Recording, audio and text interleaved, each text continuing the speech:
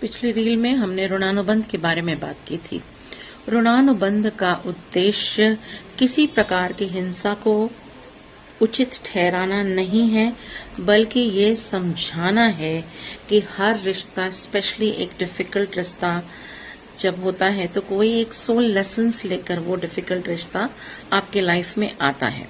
और जब यही पैटर्न, यही डिफिकल्ट रिश्ता में पैटर्न्स जब रिपीट हो रहे हों तो ये समझ लेना चाहिए कि ये हमारा सोल लेसन है और हम ये सोल लेसन सीखने ही इस जन्म में आए हैं।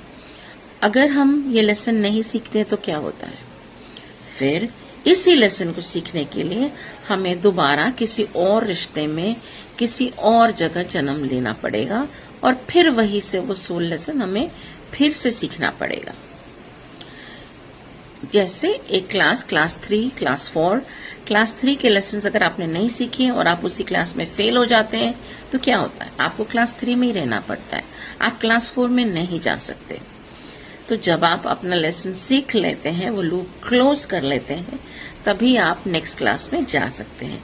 तो हमारी सोल का पर्पस बेसिकली इवॉल्व होना है, ग्रो होना है, इम्पोर्टेंट लेसन्स सीखना है।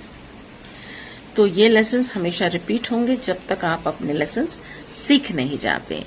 और कर्म का प्रिंसिपल ये नहीं सिखाता कि बदला लो।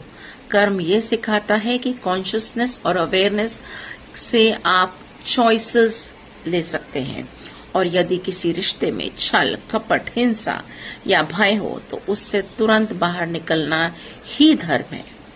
कर्म ऐसा कभी नहीं कहता कि कोई भी अपराध, कोई भी क्राइम पूर्व निर्धारित था, इट वॉज डिस्टाइंड, नहीं, प्री प्लान था, नहीं, ये या उससे बचा जा सकता था, नहीं।